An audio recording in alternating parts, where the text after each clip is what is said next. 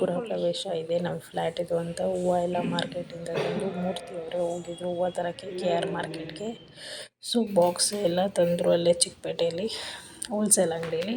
Return gift ಕೊಡೋಕ್ಕೆ steel box ಮತ್ತು ಮೊಯ್ cover ಎಲ್ಲ ಅಂದರೆ ತಾಂಬೂಲ ಕವರು ಇದೆಲ್ಲ. ಒಂದು ತೆಂಗಿನಕಾಯಿ ಕವರು ರೆಡಿ ಮಾಡಿದ್ದೀವಿ, ಇನ್ನೊಂದು ಮುತ್ತೈದೆಯರಿಗೆ ಅರಿಶಿನ ಕುಂಕುಮ ಕೊಡೋಕ್ಕೆ ರೆಡಿ ಮಾಡಿದ್ದೀವಿ ನೋಡಿ. ಸೊ ಈ ಥರ ಕೊಡಬೇಕು ಅಂತ ನಮಗೆ ಆಸೆ ಇತ್ತು, ಅದಕ್ಕೆ ಪುರೋಹಿತರು ಕೊಡ್ಬೋದು ಒಳ್ಳೆಯದು ಅಂತ ಹೇಳೋದು.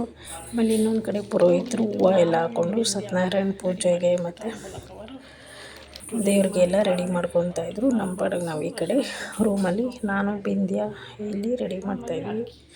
ಈಚೆ ಕಡೆ ಮೂರ್ತಿಯವರು ಈ ಹೂವು ಎಲ್ಲ ಹಾಕಿಸ್ತಾಯಿದ್ರು ಚಪ್ರಕ್ಕೆ.